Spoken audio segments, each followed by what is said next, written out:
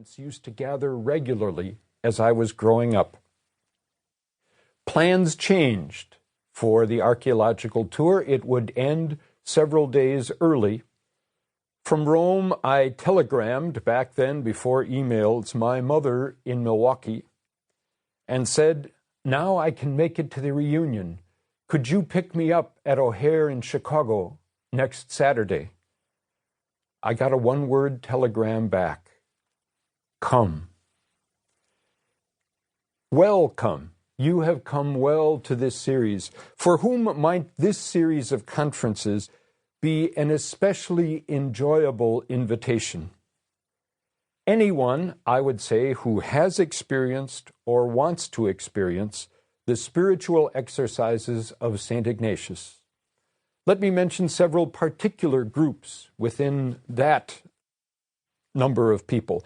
Maybe a person has experienced a weekend retreat and now wants to review, refresh, and deepen what she or he has experienced there. Great. These conferences should be a wonderful way to do that. Or maybe this person has experienced several of these retreats over the years, but has not been there lately, and now wants to make a set of exercises and cannot get to a retreat house. These conferences could be a great stimulus. Someone may be making the spiritual exercises in daily life over a period of 9 or 10 months, and might welcome the added stimulus of a presentation at key points along the journey. Great. And one special group I think of is someone who may be feeling the desire or the inclination to try a retreat, but hasn't had yet the courage or the time or the wherewithal to make that step to get to a retreat.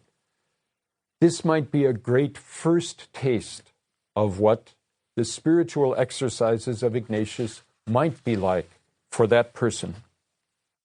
For these and other individuals coming to this experience, Ignatius of Loyola is clear that it's the person's activity, your activity, that counts. I see myself as something of a ball boy for God, as God pitches to you. The most important time then is the time you spend with God, doing the kind of praying that fits best for you. If I can stimulate, enrich, or deepen that time you have with God, I will be more than happy. I've made many such sets of exercises, and 2 scriptures have been especially helpful for how I can best come to the retreat. The first one of them is Psalm 46, verse 10. "Be still and know that I am God." There's 2 great other ways to translate that simple, welcoming line. One of them is, "Be still and you will know that I am God." Take some time as you respond to these conferences and the invitation they present to grow quiet, and you will find God. A third way of translating is to say, "Relax, and you will know that I am God." In our frantic world, we need to loosen up so that we can listen well. A little fellow I brought along might be a help towards understanding that invitation to relax, and you will know that God is God. The second passage that I have found very helpful for coming to a retreat is from Mark's Gospel, chapter 4, verse 26. Jesus is speaking. "This is how it is with the kingdom of God.